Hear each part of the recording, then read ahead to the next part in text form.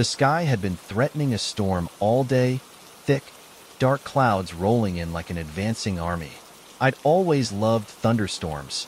The way they lit up the night sky, the deep rumbles of thunder that rattled the windows, the smell of wet earth afterward.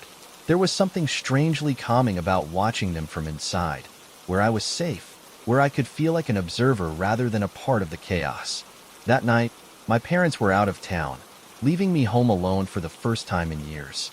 I was 17, old enough to handle myself, or so I thought. They had left that morning for a weekend trip, reminding me over and over again to lock all the doors and stay inside. The neighborhood was quiet, safe. I wasn't worried. The storm arrived around 9 p.m., just as I was settling into the couch with a blanket and my laptop. The first crack of thunder nearly made me jump out of my skin, but I laughed it off, chalking it up to nerves. I dimmed the lights, letting the flickering glow of lightning illuminate the room. The rain was relentless, pelting against the windows like tiny fists. I don't know what made me glance up from my screen, but when I did, I noticed something that made my stomach tighten. A silhouette stood outside, just beyond the tree line of my backyard. At first, I told myself I was imagining it. It was probably a shadow from the trees swaying in the wind. But then a flash of lightning illuminated the figure again, standing completely still, facing the house. I sat frozen, my fingers hovering over my keyboard. Maybe it was a neighbor? Someone caught in the storm? But the way they stood there, unmoving, staring, it didn't make sense. I grabbed my phone, my pulse quickening. No messages, no missed calls. I hesitated, not wanting to sound paranoid, but I decided to text my best friend, Jake. Meet dude. I think someone's outside my house. A few seconds later, the typing bubbles appeared. Jake, what do you mean? Like, a person? I swallowed hard, glancing back out the window. The figure was still there, standing just at the edge of the backyard where the grass met the woods. Me? Yeah, just standing there, not moving. Jake's response came quickly. Jake, call the cops. I exhaled slowly, my brain warring with itself. Was I overreacting? It wasn't like the person was banging on my windows or trying to break in. Maybe they were just some weirdo caught in the rain. Still, something about the way they stood there made my skin crawl. I stood up and walked cautiously toward the back door, pressing my forehead against the glass for a better look. The figure was still there, but closer now, at least 10 feet closer. My breath caught in my throat. I hadn't seen them move. A gust of wind howled against the house, rattling the back door. I double-checked the lock, making sure it was secure, then quickly backed away. My heart was pounding now, a steady thump-thump-thump that I could feel in my ears. Another text from Jake. Jake, seriously, call the cops. I hovered over the dial screen. What would I even say? Hey, there's someone standing outside my house in the middle of a storm, and it's freaking me out? They'd probably tell me to wait and see if the person left. I glanced back out the window. The figure was gone. A chill ran down my spine. My eyes darted across the yard, scanning the shadows between the trees. Nothing. No movement. That should have been a relief, but somehow, it only made it worse. I turned off the living room lights, my hands slightly trembling. My house was surrounded by windows, making me feel exposed, like someone could be watching me from any angle. I moved slowly through the house, locking every door, checking every window twice. Then I heard it, a soft knock at the front door. I spun around so fast I nearly lost my balance. The knock came again, slow and deliberate. My mouth went dry. I checked my phone. Another text from Jake. Jake, dude, whatever you do, don't open the door. I took a step back, my heart hammering in my chest. The storm raged on outside, drowning out any other sounds. Another knock. This time, it was a little louder. I crept toward the peephole, my breath shallow. When I looked through it, there was no one there. A sharp bolt of lightning flashed, and for a split second, I saw something that made my blood run cold. A face, right up against the glass. I stumbled backward, nearly tripping over the coffee table. I had only seen it for a fraction of a second, but that was enough. The eyes were wide, too wide. The mouth was stretched into a grin, lips cracked and bleeding. The skin looked pale, almost gray, like it had been soaked in rain for hours. Then the power cut out. The house was plunged into complete darkness. My breathing was ragged now, my pulse an erratic drumbeat against my ribs. I grabbed my phone, switching on the flashlight. The beam of light shook in my unsteady hand as I backed away from the door. Another knock, from the back door this time.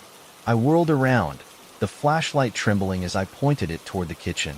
The sound of rain hitting the windows filled the silence, but underneath it, I swore I could hear breathing. I needed to get out. Now, the garage.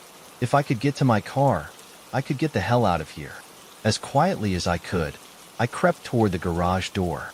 My fingers fumbled with the handle, but I finally wrenched it open. The darkness inside swallowed my flashlight's beam, but I didn't care. I rushed in, reaching blindly for the garage door opener. And then, from the corner of my eye, I saw something move. Something was already in the garage. My breath hitched as I froze in place. The only sound was the relentless downpour hammering against the roof, accompanied by distant cracks of thunder.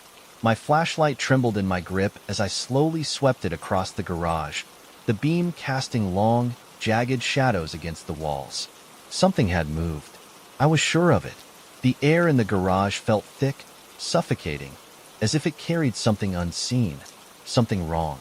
I tried to steady my breathing, but the moment I took a step forward, a soft, scuffling noise came from the far corner, right near the tool bench. I spun, directing my flashlight toward the sound. For a split second, I saw it, a shape, hunched and still, partially obscured behind a stack of boxes. The light barely illuminated its face, but I could see its eyes, wide, unblinking, reflecting the light back at me like a cat's. And then, with a horrifying suddenness, it scuttled toward me. I didn't have time to think. My body reacted before my brain could. I turned and bolted back toward the door, slamming it shut behind me just as I heard something collide with it from the other side. A low, rasping sound leaked through the crack beneath the door. Not quite a growl, not quite a whisper. Something in between, something unnatural. I backed away, my phone's flashlight flickering as my shaking hands struggled to hold it steady. I needed to get out. I needed to get out right now. I made a beeline for the stairs, taking them two at a time, my legs weak and trembling. I didn't stop until I was in my bedroom, locking the door behind me. My pulse pounded in my ears as I collapsed onto the bed, gripping my phone so tightly my knuckles turned white. I could still hear the storm outside, the wind howling like a wounded animal, rattling the house with every powerful gust. I checked my messages. Jake, dude, are you okay? What's going on? Jake, did you call the cops? Jake, answer me. Right now. I started to type a response, my fingers clumsy and uncoordinated. But before I could send it, a new sound made me freeze. A slow creak, not from outside, from inside the house. It came from the hallway, a long, deliberate creak, like the sound of someone shifting their weight on an old wooden floorboard. My stomach dropped. I had locked every door, every window. The only way into the house was the garage, and I had just slammed that door shut. So how was someone in the hallway? I turned off my phone's flashlight and held my breath, straining to listen. My heartbeat was deafening, thundering in my chest as I focused on the space just beyond my bedroom door. Another creak, closer. The doorknob rattled. I bit down on my lips so hard I tasted blood. I wanted to scream. I wanted to run, but my body refused to move. Then, the whispering started. At first, it was so faint I thought I was imagining it. But as the seconds passed, it grew louder. A garbled, static-like murmur just outside my door. I squeezed my eyes shut, gripping my phone like a lifeline. I could hear words now, but they made no sense. A jumble of sounds, backward speech, like a recording played in reverse. Then, something slid under the door. A note. I didn't want to touch it. Every nerve in my body screamed at me to leave it alone. But my shaking hand reached out anyway, my fingertips brushing the damp, crumpled paper. I slowly unfolded it. There was just one word. A name. Milo. My breath caught in my throat. That was my name. I stared at the paper, my mind scrambling to make sense of it. How did they know my name? Who the hell was in my house? A soft knock on the door made me jolt. Then another. And another. Knock. Knock. Knock. Slow. Methodical. Rhythmic. Then, in the same garbled, inhuman whisper from before, I heard the voice. "Milo, let me in." I snapped. I scrambled off the bed, yanked open my nightstand drawer, and grabbed the one thing I had never thought I would need. My dad's old hunting knife. My hands were slick with sweat as I wrapped my fingers around the handle. I didn't know what I was going to do. I didn't know if I even had the courage to fight back. But I was done hiding. I took a deep breath and unlocked the door. Silence. I waited, knife raised, heart hammering. Then, slowly, I pushed the door open. The hallway was empty. No shadows. No figure. No sign that anyone had been there. The only thing left was the note on the floor. It was different now. The paper was blank. My stomach twisted as realization dawned on me. Whoever, or whatever, had written my name, had taken it back. I didn't sleep that night. I sat on my bed, knife in hand, staring at my bedroom door until the first light of morning crept through my window. When the storm finally passed, I forced myself to check every room in the house. Nothing was out of place. The garage door was locked. The windows were secure. It was like none of it had ever happened, except for the note. I kept it, not because I wanted to, but because I needed proof that I wasn't losing my mind. It's been 2 weeks now. I haven't told my parents. I haven't told anyone except Jake, but something still feels off. Some nights, when the wind howls through the trees, I swear I hear it again. The knocking. Slow. Methodical. Rhythmic. I haven't checked under my door since, and I never will.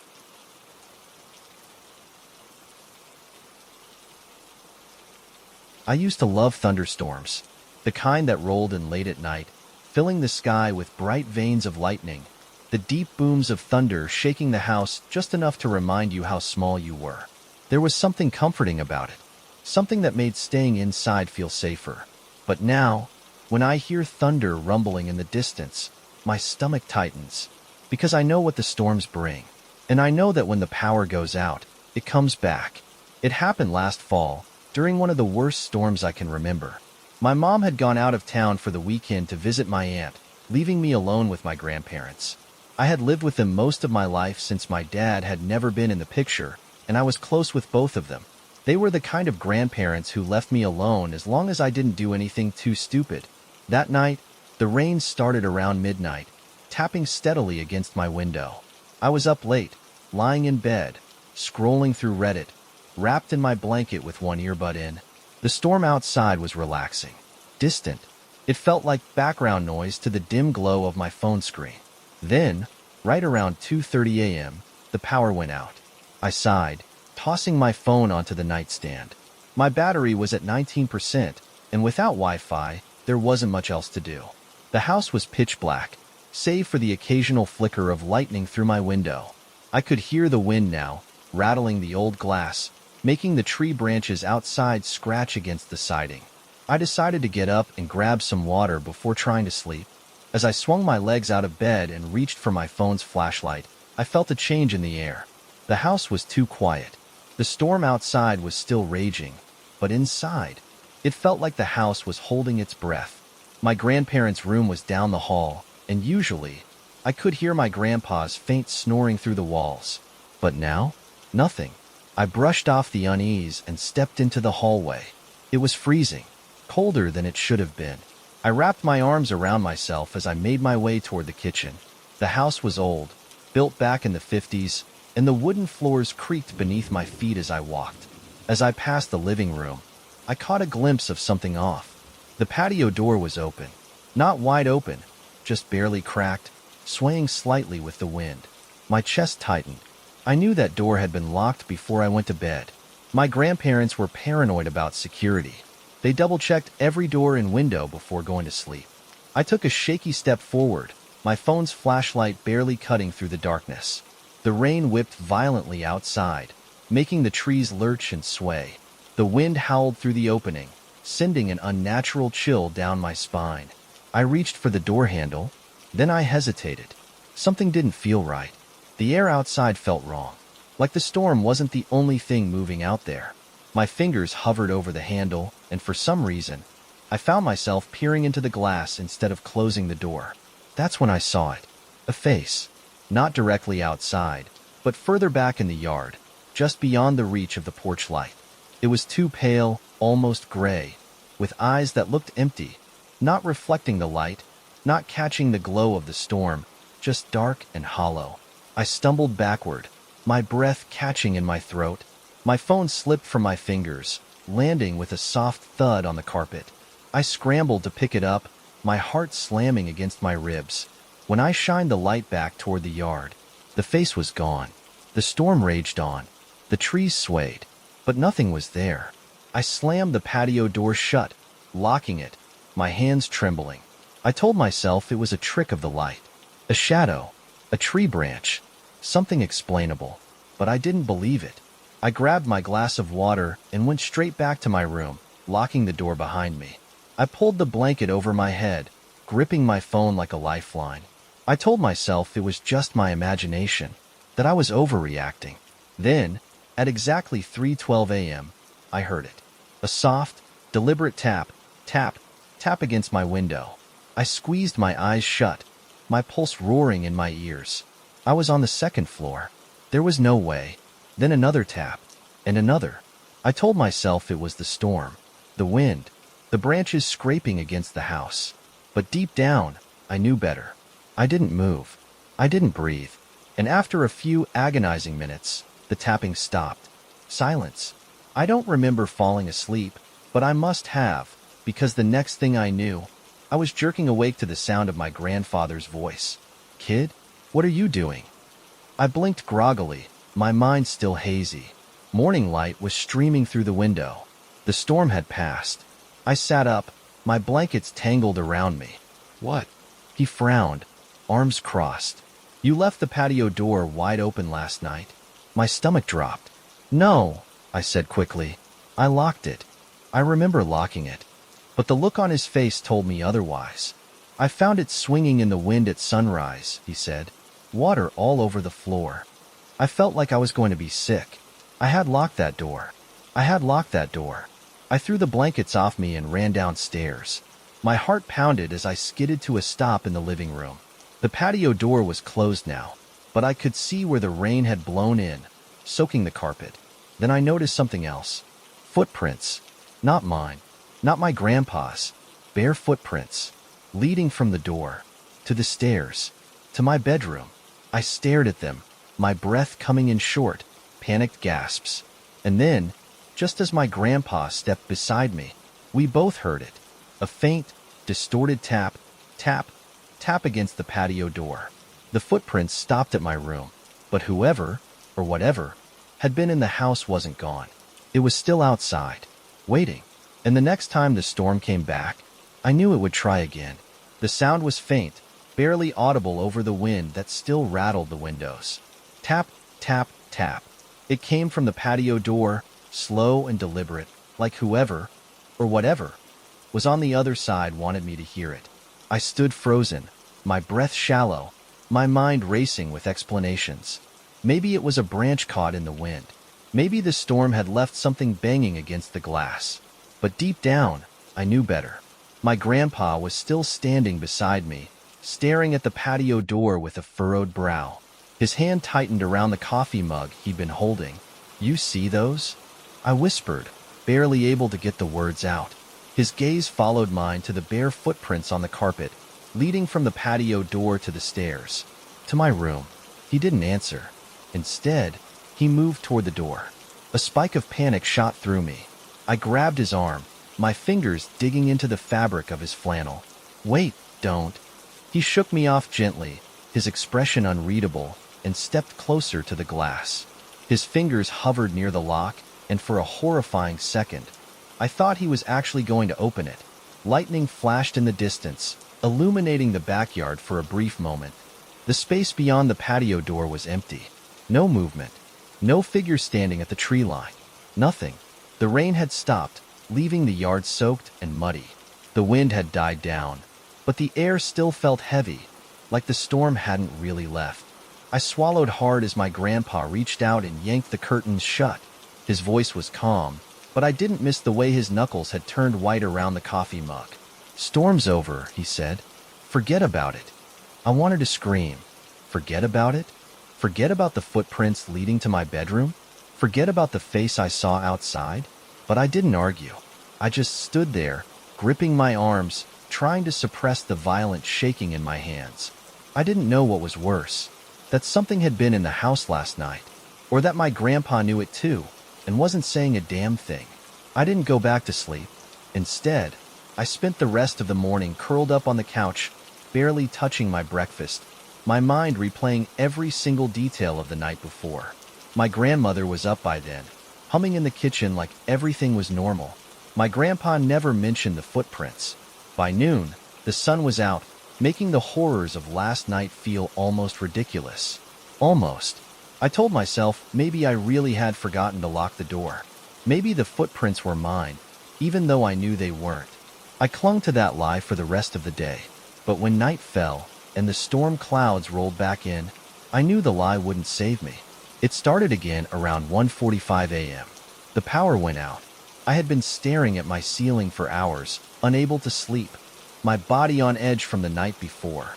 When the house suddenly went black, I sat up so fast my head spun. I reached for my phone, the screen flashing 2% battery remaining before dying completely. I was alone in the dark. Thunder rumbled in the distance, and then the floorboards outside my room creaked. My breath caught in my throat. I turned toward the door, staring so hard I thought I could burn a hole through it. Another creak, then another. Something, was standing right outside my bedroom. I stayed completely still, listening. The footsteps stopped. Then came the whisper, "Open the door." A sharp jolt of terror shot through me, pinning me in place. It was my grandpa's voice, but it wasn't him. The tone was off. The words sounded too slow, too carefully pronounced, like someone repeating a phrase they had just learned. "Open the door." I clenched my jaw so hard my teeth ached. The doorknob twisted. My whole body seized up. The lock held. For now, I wanted to scream for my grandparents, but something inside me knew they wouldn't wake up. I didn't know how I knew, but I did. My pulse hammered in my ears as I threw myself out of bed, my legs wobbling beneath me as I grabbed the desk chair and shoved it under the doorknob. The footsteps moved away from the door. Slow, deliberate. I held my breath, listening as they faded down the hall. Then came the tap, tap, tap. Not at my window this time. From inside the house. I don't remember crawling into the closet, but that's where I found myself, curled up in the dark, shaking so hard my teeth chattered. I stayed there for what felt like hours. The footsteps stopped. The tapping stopped. But the house still felt wrong. Like something was waiting. Like something was still inside. At some point, exhaustion took over, and I drifted into a restless sleep, buried beneath my clothes, my ears still straining for every creak in the floor. I woke up to sunlight filtering through my window. For a brief, blissful moment, I thought maybe I had dreamed it all. Then I crawled out of the closet. The chair was still wedged under the doorknob, and when I pushed it aside and cracked the door open, the footprints were back, not just leading to my room this time, leading away from it, heading toward my grandparents' bedroom. My stomach twisted violently. I forced my legs to move, padding silently down the hall. My grandpa's door was wide open. My grandmother stood at the foot of the bed, frozen. I stepped inside, my throat too tight to speak. Then I saw the patio door, wide open, mud tracked across the floor. The sheets torn off my grandpa's side of the bed. He was gone. No signs of a struggle. No explanation. Just gone. The police were called. They searched the house, the yard, the woods beyond our property. They found nothing. No forced entry. No clues.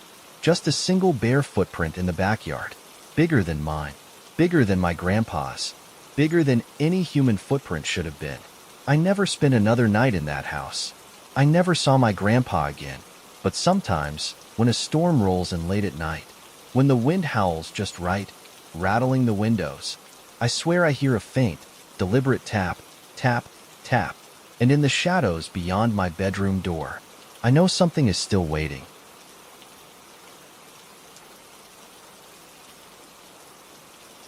Thunder rumbled in the distance as I sat on my bed, scrolling mindlessly through my phone. The storm had been creeping in for hours, the heavy scent of rain already thick in the air. I could hear the wind rattling the window pane beside me, whistling through the cracks like a warning. I'd always liked storms. Something about them made the world feel smaller, quieter. But tonight, something felt wrong. Maybe it was the power outage. It had hit around 1:30 a.m., just as I was about to plug in my charger. The whole house had gone black, leaving only the glow of my phone screen to cut through the darkness. My mom and grandparents were asleep down the hall, undisturbed by the sudden loss of electricity. I wasn't scared, at least, that's what I told myself. But as I lay there in bed, listening to the storm rage outside, I felt an uneasy tightness in my chest. Then I heard it, a sound that didn't belong. A soft tap tap tap. I froze, my breath catching in my throat. At first, I thought it was just the rain hitting my window. But then I heard it again. 3 deliberate taps, slow and precise. Someone was knocking. My stomach twisted. My room was on the 2nd floor. There was no balcony. No way for anyone to be outside my window. I swallowed hard and forced myself to look. At first, all I could see was my own reflection, faintly illuminated by my phone's glow. But then, as a flash of lightning split the sky, there was a face. A woman. She was pressed against the glass, her skin pale and stretched tight over sharp cheekbones. Her eyes were wide and bloodshot. Her lips curled into a grin so unnatural that it sent a jolt of ice down my spine. Then, just as quickly as she appeared, the darkness swallowed her again. My pulse pounded in my ears. I couldn't move. I kept staring at the window, waiting for another flash of lightning to reveal her again. But when it came, she was gone. I scrambled for my phone, my hands shaking as I fumbled to open the flashlight app. The moment I switched it on, I aimed the beam at the window. Nothing. Just the rain. Just the storm. I exhaled shakily, trying to convince myself that my mind was playing tricks on me. I hadn't actually seen anything. It was just my reflection, distorted by the lightning. I lay back down, gripping my phone like a lifeline. Then I heard something even worse. A soft click echoed from the hallway. The sound of a door slowly unlocking. My stomach lurched. My mom and grandparents were the only other people in the house, and neither of them would be up at this hour. I held my breath, straining to listen. The door creaked open. Footsteps. Slow, dragging footsteps, coming toward my room. I squeezed my eyes shut, my body rigid with fear. The floorboards groaned under the weight of something heavy, something deliberate. Then the footsteps stopped, right outside my door. I wanted to scream, but my throat had closed up. And then, knock, knock, knock. I nearly dropped my phone. I stared at the door, my pulse a frantic drumbeat in my chest. The knocking was too light, too careful, almost playful. Then a voice, soft, lilting, wrong. "Let me in, Milo." The air was sucked from my lungs. My name. She had said my name. I had never heard that voice before in my life. My vision blurred as panic took hold. I scrambled back against the headboard, gripping my blanket like a shield. I didn't respond. I didn't move. And after a long, agonizing moment, I heard her step away. The soft shuffle of bare feet on wood, moving downstairs. My breath hitched. I had to wake my mom. I had to do something. I forced myself to move, slipping out of bed as quietly as possible.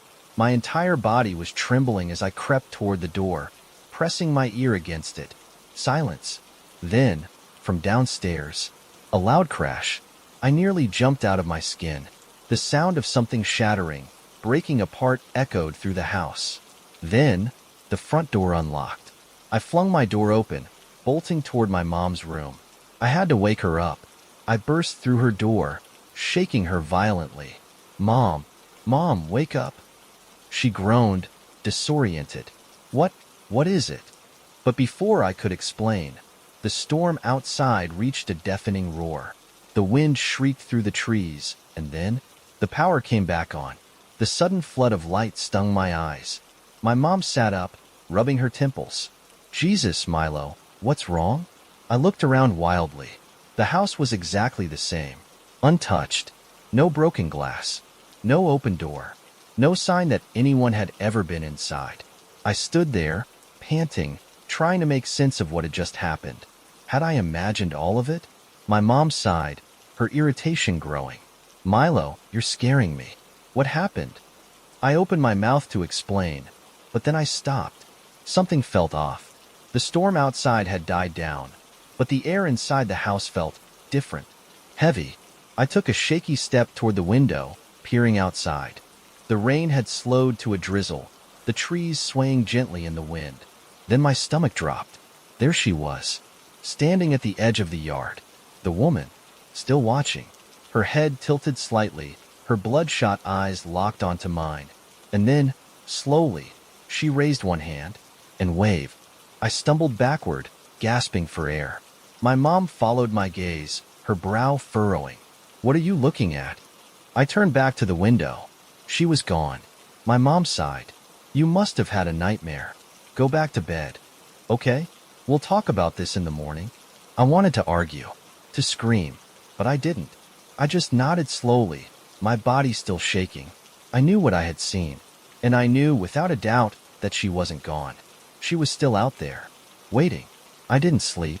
Even after my mom dismissed everything as a nightmare and turned off her light, I stayed awake, sitting on my bed, my back pressed firmly against the wall. Every nerve in my body screamed that something was still wrong. The woman had been real. I had seen her, and the way she stood there, watching me from the yard, wasn't something my mind could have just invented. The storm had weakened, but the wind still howled through the trees, rattling the loose window panes throughout the house. I kept the lamp on, my phone gripped tightly in my hand as I debated what to do. The rational part of me wanted to believe my mom. Maybe it was just sleep deprivation, paranoia from the power outage. Maybe the storm had played tricks on my mind.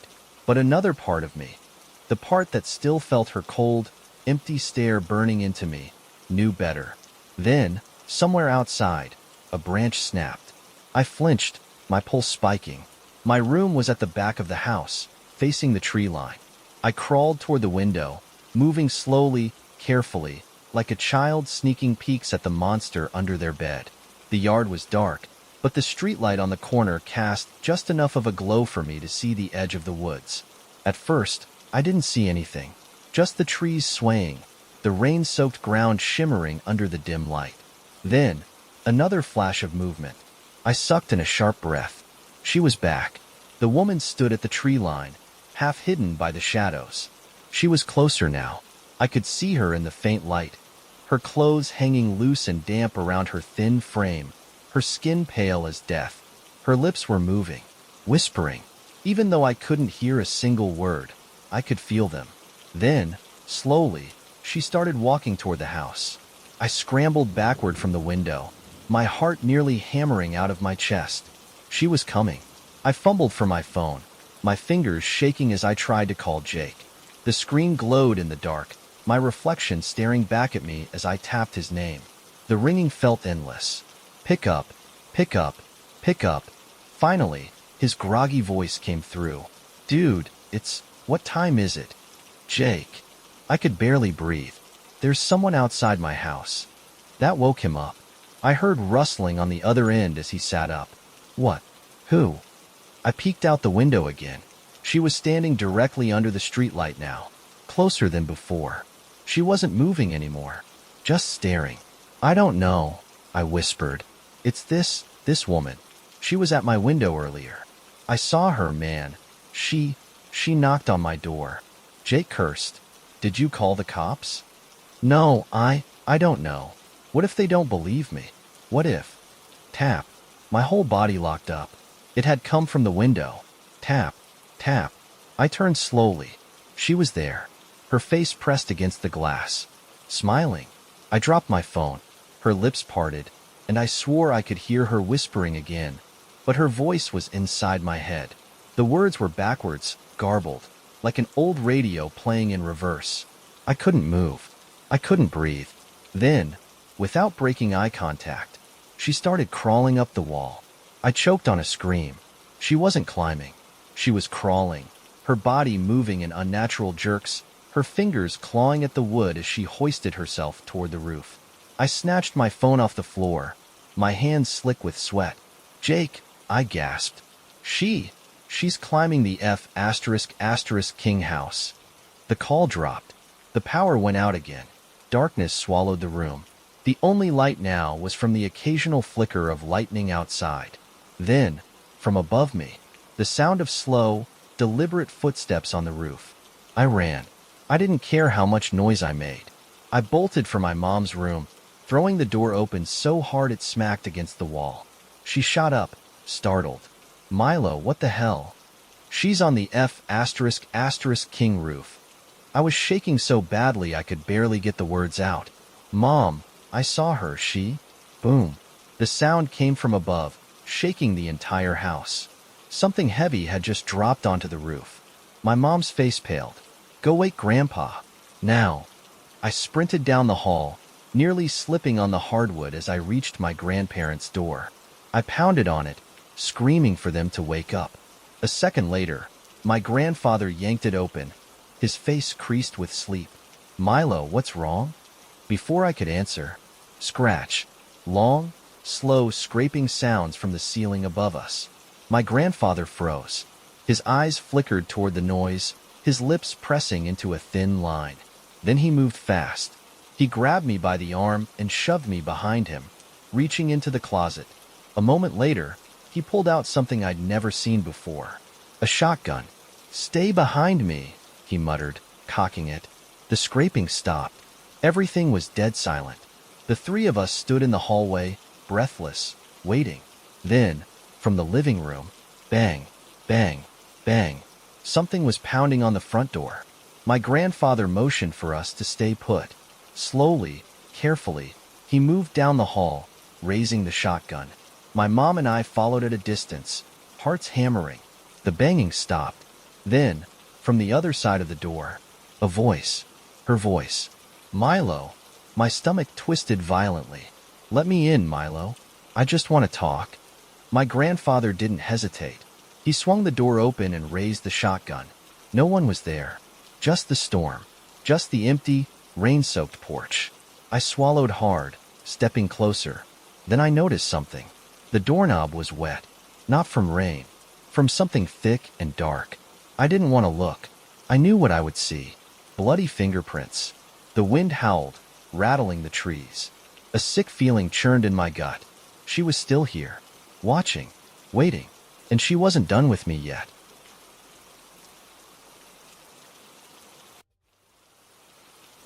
I was 14 the first time I felt real fear. Not the kind of fear you get from a horror movie or a scary story, but the kind that makes your body lock up, makes your breath come in short, panicked gasps, the kind that stays with you for years. It happened during a thunderstorm, one of the worst we'd had that summer, and I was home alone for the first time overnight. The night had started out perfect. I had been begging my parents to let me stay alone while they went on a weekend trip, and finally, they agreed. They gave me all the usual warnings. Don't answer the door, don't leave the house, keep your phone on at all times. But I wasn't worried. I was excited. I could do whatever I wanted. By the time the storm rolled in, I was already deep into my gaming session. My setup was downstairs in the den, which had a sliding glass door that led out into the backyard. It was one of those half-basement rooms, where the windows were just a few feet above the ground outside, making it feel open, but isolated at the same time. The thunder had been rolling for hours, but when the first lightning strike hit close enough to shake the windows, I decided to take a break. I put my controller down, stretched, and walked over to the sliding door to watch the storm for a bit. I had always loved thunderstorms, especially at night. There was something calming about the rain hammering against the glass, the deep rumbles of thunder rolling across the sky. I was just about to turn back to my game when I noticed something off. A shape in the backyard.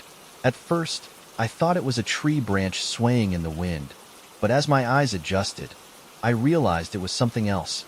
A person. They were standing just at the edge of the yard, barely visible in the darkness, not moving. A chill ran through me, but I tried to shake it off. Maybe it was a neighbor checking their fence. Maybe someone had gotten lost in the storm. Lightning flashed again. The figure was closer now. I stumbled back from the glass, my pulse hammering. I hadn't looked away. There was no way someone could have moved that fast. My phone buzzed on the desk. I nearly jumped out of my skin before grabbing it. A message from my best friend, Drew. "Yo, you still on?" I hesitated, then typed back with shaking fingers. "Dude, someone's in my backyard." His response came instantly. "WTF? You serious?" Before I could answer, the doorbell rang. My stomach dropped. There was no way. I stood frozen, my phone clutched in my sweaty hand. My mind raced through possibilities, trying to come up with a logical explanation.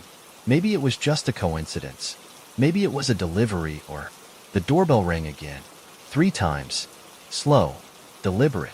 I forced my legs to move, creeping upstairs toward the front door. I told myself I wouldn't open it. I just needed to see. I peeked through the peephole. No one was there. I backed away, my skin crawling. Then, a loud thud at the back of the house. I whipped around, my heart slamming against my ribs. The sliding glass door downstairs. I grabbed my phone and sprinted back down to the den. I stopped at the bottom of the stairs, my breath catching in my throat. The glass door was open. Only an inch, but definitely open. I locked that door. I was sure of it. The storm raged outside, wind howling through the trees, rain hammering against the pavement. The yard was empty. Lightning flashed, and I saw the reflection. Someone was standing behind me. I turned so fast I nearly lost my balance. The room was empty, but I knew what I had seen. A shadow, tall, unmoving, watching. I ran upstairs, locking myself in the bathroom. My hands were shaking so badly I could barely type. "Drew, call the cops. Someone's in my house." 3 dots appeared. Then, "Dude, I just saw your Snap story. What are you talking about?" My blood ran cold. I hadn't posted anything. I opened Snapchat, dread pooling in my stomach. A video, posted 1 minute ago. It was from my account. With trembling fingers, I tapped to play it. The screen was dark, barely visible, but I could make out the reflection in the glass door. A figure standing behind me. Then, a whisper. Not in the video. Right outside the bathroom door. "I see you." Thunder shook the house. I screamed. I didn't think. I just acted. I grabbed the heaviest thing I could find, a can of air freshener, and flung the bathroom door open, ready to fight for my life. The hallway was empty. No signs of anyone, but I could still hear breathing. The sound wasn't coming from the hallway. It was coming from my phone. The Snapchat video was still playing. And just before it ended, there was one last frame. A close-up of my face. But the eyes? They weren't mine. The video cut to black. And then, the bathroom light flickered, and the voice whispered again, right behind me, "Don't turn around." The bathroom light flickered again. My breath hitched. The air in the room had changed. It felt thicker, like something unseen had filled the space. The voice had come from right behind me, but I didn't turn around. I couldn't. My body locked up, every nerve in my system screaming at me to run, to move, to do anything but stay frozen like an idiot in front of the mirror. My phone screen had gone black. The Snapchat video had ended. The room was silent. Then, slowly, I lifted my eyes to the mirror. At first, I didn't see anything. My reflection stared back at me, pale, wide-eyed, lips slightly parted from the breath I had been holding. But then, my stomach dropped. My reflection blinked. I didn't. I stumbled backward, my shoulders slamming into the wall.